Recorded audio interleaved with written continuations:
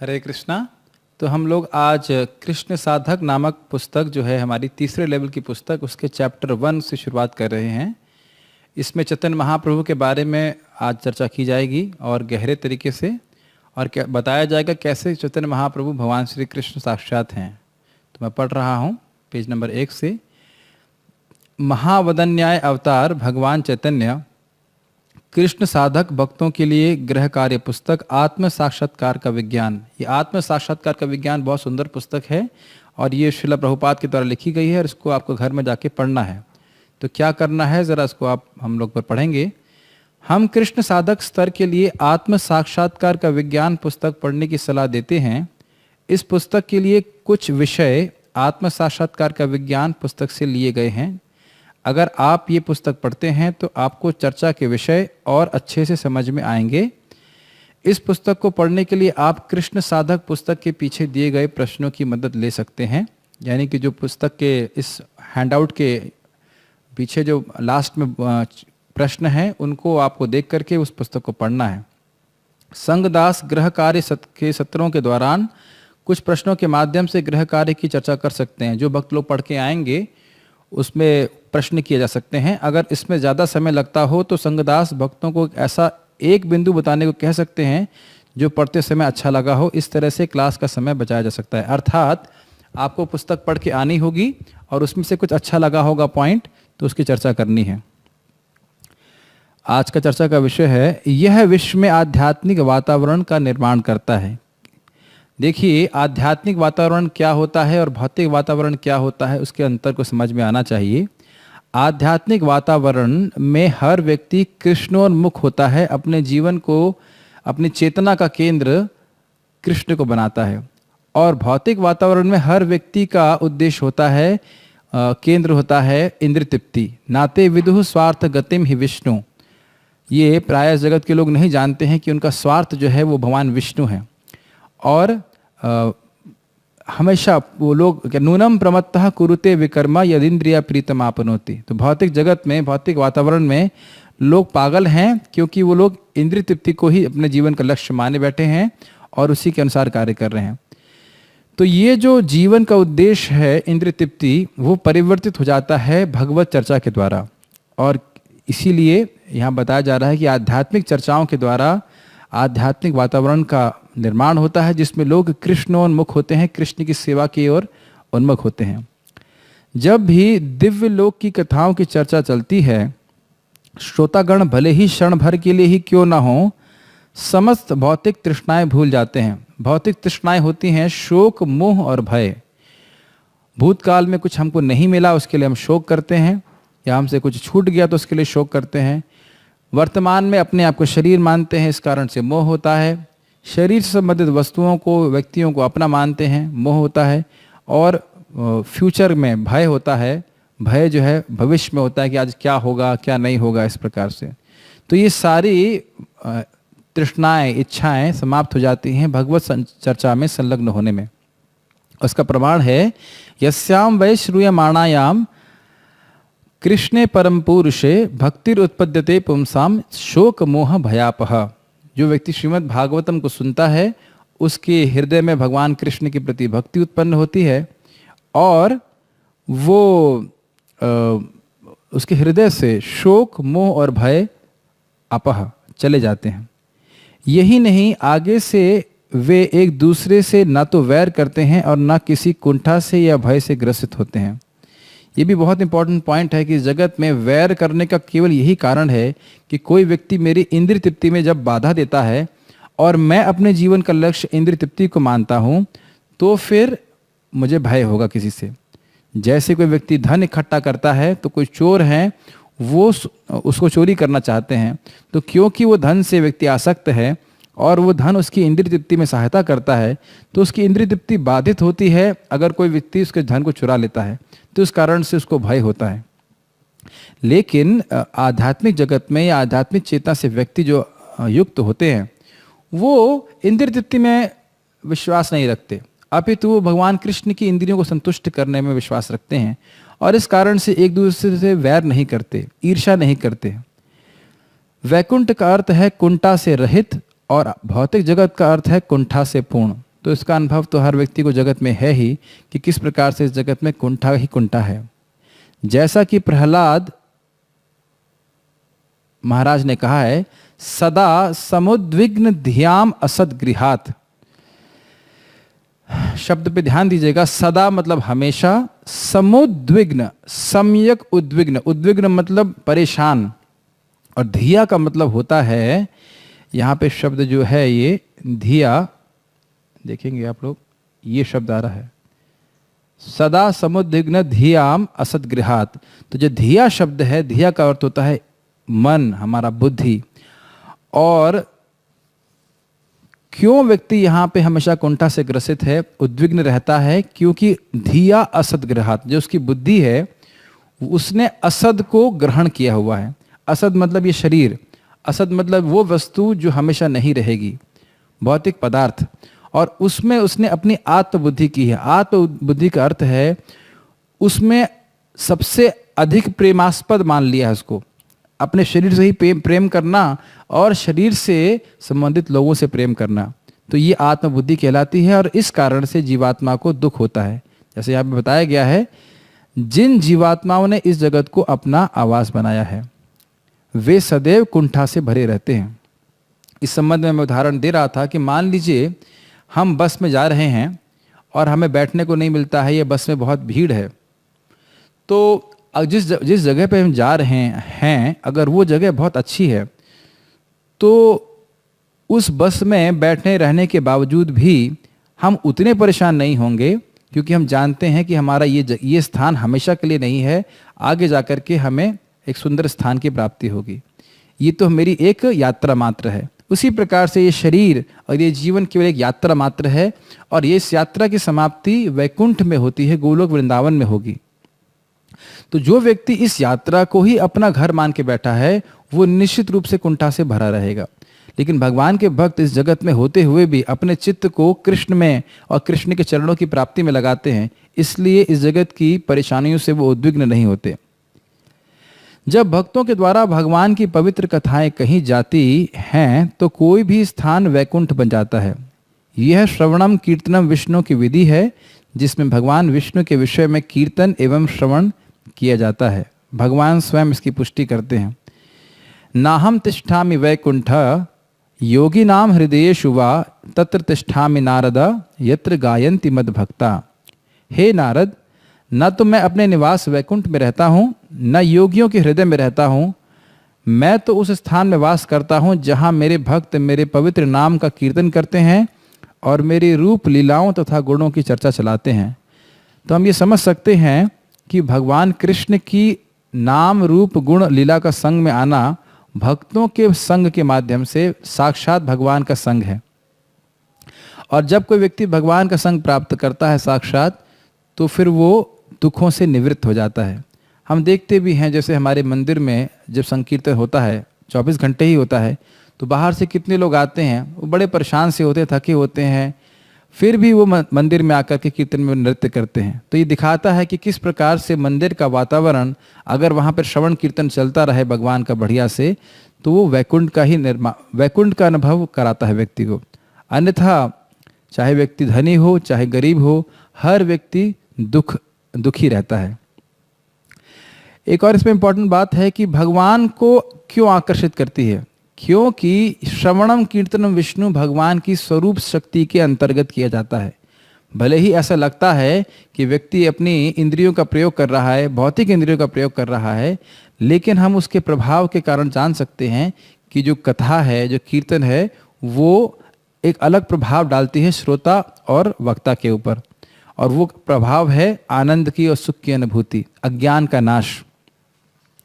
तो यहाँ पे बात आ रही है कि जो व्यक्ति, हाँ, तो भगवान भी ऐसे स्वरूप शक्ति के कार्यों के प्रति बड़े आकर्षित होते हैं।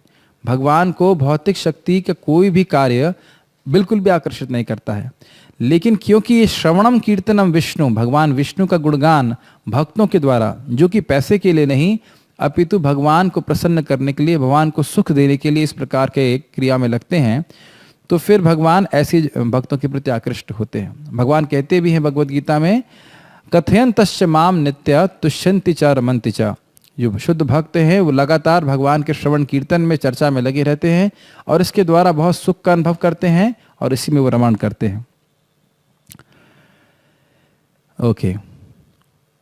दिव्य उच्चारण में भगवान की उपस्थिति के कारण वैकुंठ लोक का वातावरण पैदा होता है। भगवान सच्चिदानंद हैं और जहाँ भगवान होते हैं वहाँ पे भी सच्चिदानंद यानी आनंद की अनुभूति व्यक्ति करता है।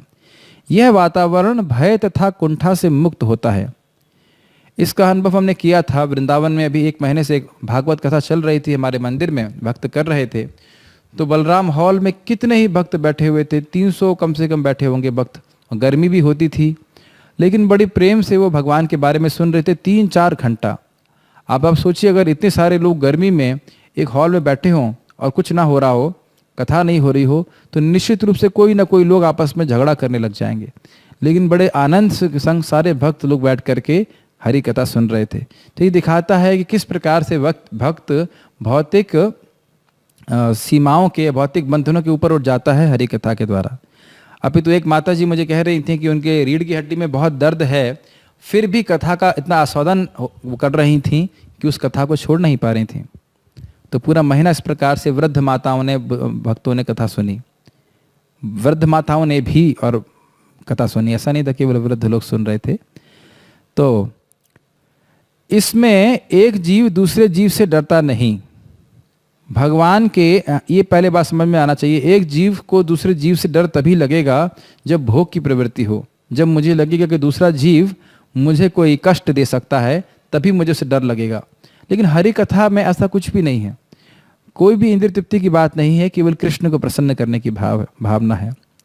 भगवान के पवित्र नाम तथा गुण के श्रवण से मनुष्य पुण्य कर्म करने लगता है। ये बहुत सुंदर है।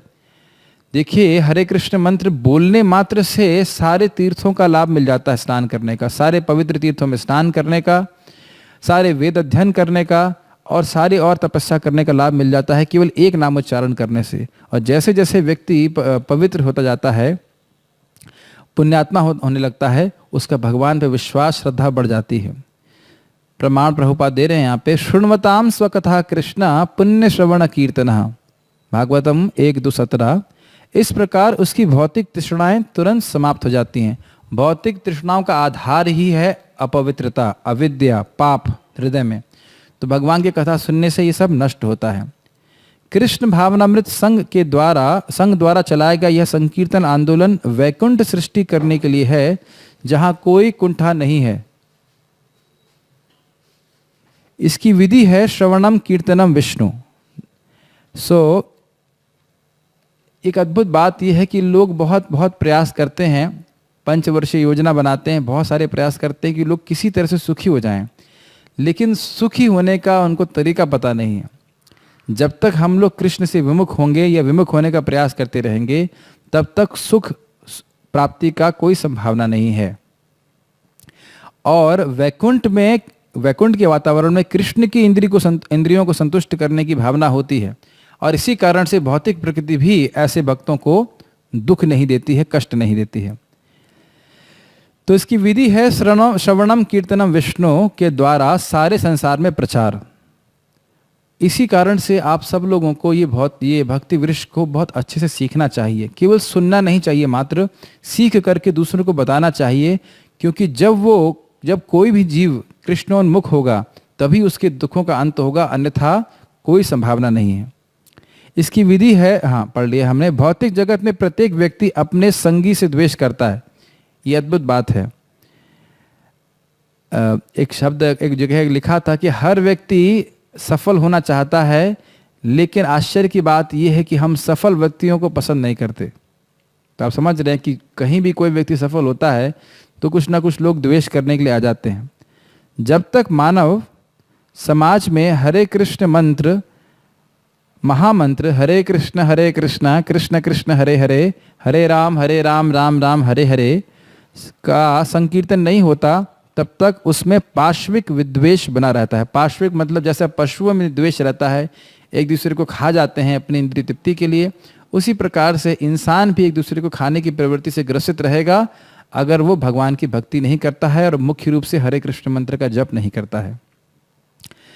चर्चा करें भौतिक वातावरण और वैकुंठ लोक के वातावरण में क्या अंतर है। तो अंतर स्पष्ट है। भौतिक वातावरण में लोग कुंठा से ग्रसित रहते हैं क्योंकि अपनी इंद्रिय तृप्ति को लक्ष्य करते हैं, और वैकुंठ में लोग सुखी रहते हैं। वैकुंठ लोक के वातावरण में लोग कृष्ण का संग प्राप्त करते हैं क्योंकि वो कृष्ण को संतुष्ट करना चाहते हैं। दूसरा, जप करने से वातावरण पर क्या प्रभाव पड़ता है।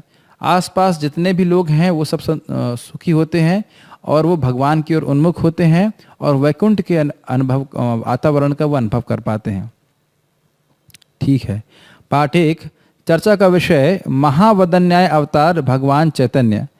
कुछ लोग चैतन्य महाप्रभु को एक महान भक्त मात्र मानते हैं, लेकिन ऐसा नहीं है। हम चर्चाओं में देखेंगे कि किस प्रकार से चैतन्य महाप्रभु साक्षात कृष्ण हैं। पढ़ रहे हैं आत्म साक्षात्कार का विज्ञान, पाठ 5 से उद्धृत। पीतावतार भगवान, पीतावतार मतलब जिनका वर्ण, इनका जो शरीर का कलर था वो पीले कलर का था।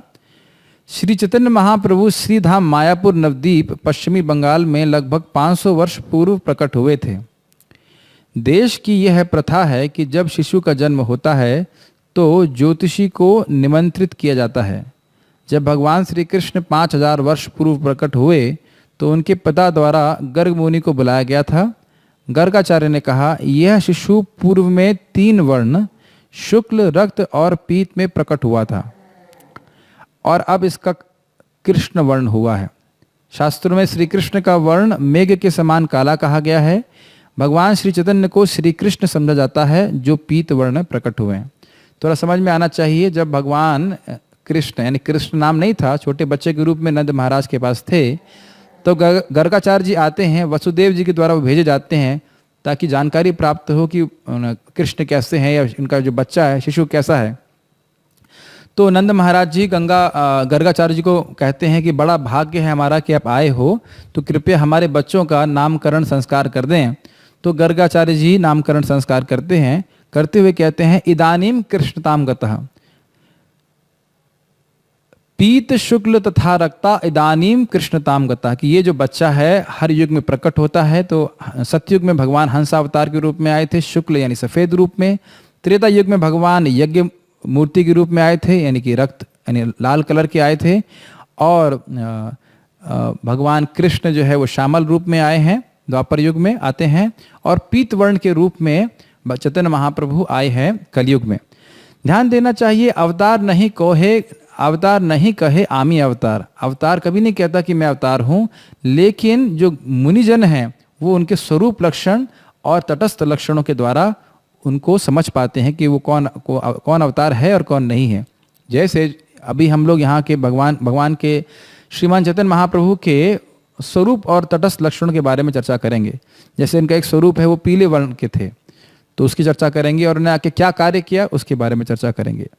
स्वरूप लक्षण का अर्थ होता है आकृति और प्रकृति, उस व्यक्ति की क्या आकृति है, उसकी क्या स्वभाव है, और तटस्थ का मतलब वो क्या कार्य करते हैं। तो जरा देखिएगा चर्चा, 4 युगों के अनुसार भगवान के 4 वर्ण रंग कौन से हैं। तो ये आप जान ही रहे हो, सफेद सतयुग में, लाल है त्रेता युग में, द्वापर युग में श्यामल, और कलयुग में पीत यानी कि पीला।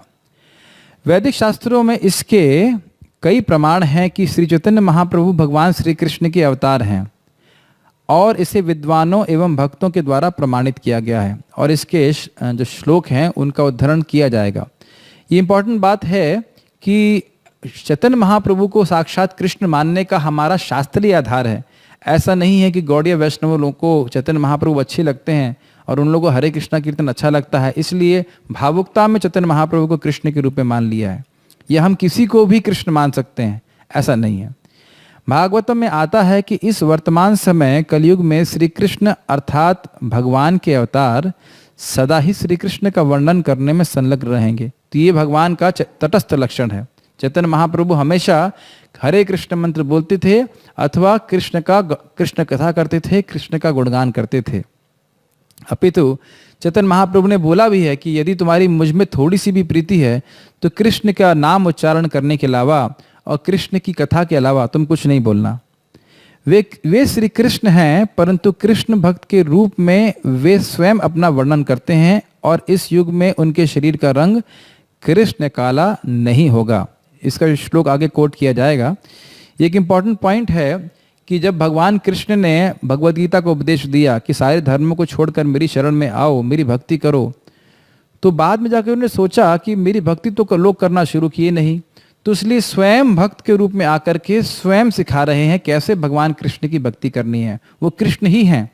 जैसे एक एमए का टीचर अपने नर्सरी के बच्चे को हाथ पकड़ पकड़ के लिखाता है, देखो ये इसको ए ऐसे लिखते हैं, बी ऐसे लिखते हैं, तो इसका अर्थ ये नहीं है कि जो एमए का टीचर है उसे खाली ABCD आती है, लेकिन बच्चे को सिखाने के लिए वो स्वयं लिख लिख करके सिखाता है। तो इसीलिए चैतन्य महाप्रभु आए और स्वयं भक्ति का आचरण करके जीवों को सिखाया कि कृष्ण की शरण कैसे लेनी चाहिए। आपनी आचार्य प्रभु सिखाए जीवेर सिखाए, अपने आचरण से चैतन्य महाप्रभु ने जीवों को, भक्तों को सिखाया कि कैसे भगवान कृष्ण की भक्ति करनी चाहिए। इस अवतार की दूसरी विशेषता यह है कि वे सदा ही अपने पार्षद सहकारी जनों के साथ रहते हैं, और वो पार्षद हैं अद्वैताचार्य, श्रीमन नित्यानंद प्रभु, गदाधर पंडित और श्रीवास ठाकुर और अन्य सारे भक्त। ये नवद्वीप में थे और पुरी में थे स्वरूप दामोदर और सिखी माई थी, रामानंद राय इत्यादि। भगवान श्री कृष्ण दो प्रयोजन के लिए यहाँ आते हैं, भक्तों की रक्षा करने के लिए और दुष्टों का नाश करने के लिए।